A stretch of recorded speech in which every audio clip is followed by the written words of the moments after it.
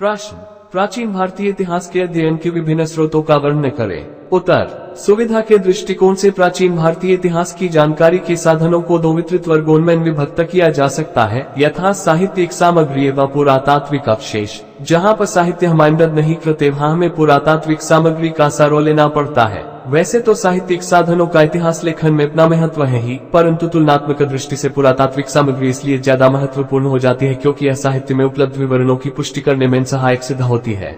साहित्यिक स्रोत देशी साहित्यिक साधनों में सबसे प्रमुख देशी साहित्य है। इनकी भी दो श्रेणियां हैं, धार्मिक ग्रंथ और ऐतिहासिक, अर्धऐतिहासिक एवं अन्य प्रकार की समकालीन रचनाएं जो भारतीय इतिहास व संस्कृति के विभिन्न पहलुओं पर प्रकाश डालती है। सबसे पहले हम धर्म ग्रंथों को लें।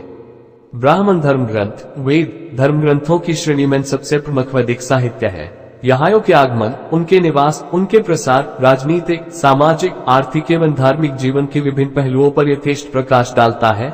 इन ग्रंथों में श्रेष्ठतम एवं प्राचीनतम स्थान चार वेदों ऋग्वेद, यजुर्वेद, सामवेद और अथर्ववेद का है। इनमें सबसे प्राचीन और महत्वपूर्ण ऋग्वेद है। इसकी रचना संभवतः और भारत आगमन के पहले ही कर चुके थे। यह ग्रंथौर्यों के प्रारंभिक जीवन के विषय में विस्तृत जानकारी देता है। अन्य वेदों से भी आयों के जीवन, उनके क्रियाकला, उनके धार्मिक एवं सामाजिक अनुष्ठानों पर यथेष्ट प्रकाश पड़ता है।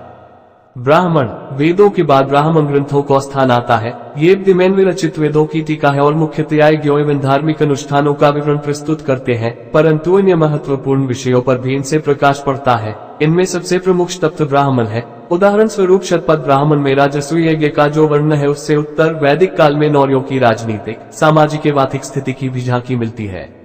आरण्यक और उपनिषद भी कम महत्वपूर्ण नहीं है, यद्यपि मूलतः ये भी धार्मिक ग्रंथ ही है, परंतु इनमें एक नई बात देखने को मिलती है। ये ग्रंथ दार्शनिक प्रश्नों यथा ईश्वर एवं आत्मा के अस्तित्व पर भी विचार करते हैं।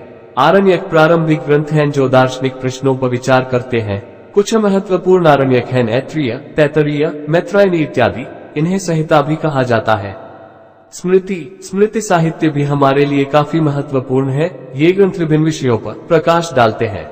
इनमें राजा के अधिकारों एवं कर्तव्यों से लेकर जन साधारण के सामाजिक, आर्थिक एवं धार्मिक विधानों की चर्चा है। यह सत्य है कि भी ग्रंथ राजनीतिक इतिहास का जानकारी के दृष्टिकोण से बहुत लाभदायक नहीं है, परंतु अन्य विषयों पर इनसे यथेष्ट मदद मिलती है। वस्तुतः स्मृति ने आगे आने वाले समयों में न्यायिक साहित्य का रूप ले लिया। स्मृतियां में सबसे प्रमुख मनुस्मृति है। याज्ञवल्क्य, विष्णु, बृहस्पति एवं नारद स्मृति भी हमारे लिए महत्वपूर्ण है। बौद्ध व जैन धर्म ग्रंथ, ब्राह्मण धर्म ग्रंथों के अतिरिक्त बौद्ध व जैन धर्म ग्रंथ भी तत्कालीन इतिहास, सभ्यताएं व संस्कृति पर यथेष्ट प्रकाश डालते हैं। 6वीं शताब्दी 0 में इन धर्मों के उदय था। उसके बाद के समय में इनके प्रसार के चलते बौद्ध व जैन धर्म ग्रंथों की चुनौले पैमाने पर हुई। ये ग्रंथ भी ब्राह्मण धर्म ग्रंथों की थे, मुख्यतः धर्म प्रधान नहीं है।